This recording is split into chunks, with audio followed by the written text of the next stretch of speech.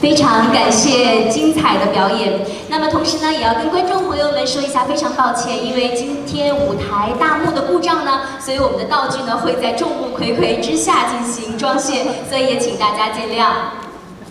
We apologize for not being able to open and close the stage curtains today, and thank you for your understanding.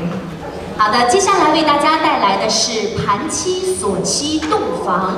盘妻锁妻说的是相府公子梁玉书和父亲的仇人的女儿谢云霞的曲折的爱情故事。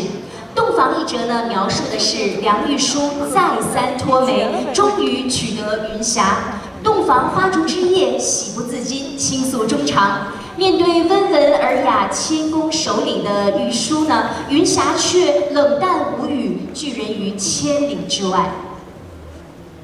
Sweet Sorrow tells the intricate love story between Liang Yushu, the son of the prime minister, and Xie Yunxia, the daughter of his father's enemy. Liang successfully marries Xie with his friend's help. On their wedding night, filled with joy, he pours his heart out. However, she remains cold and distant, refusing his advances. 由黄奕扮演梁玉书，他是在北京长大的理科生。小时候在江浙老家度假时呢，被越剧悠扬悦耳的音乐和唱腔打动。2年前以义工的身份加入越剧团，却无法抗拒越剧的美。今天呢，向观众奉献上的是他的处女秀。陆柔佑扮演的谢云霞，她是越剧的爱好者 ，UCSD 的表演专业的学生，甘愿当绿叶衬托红花。掌声欢迎他们。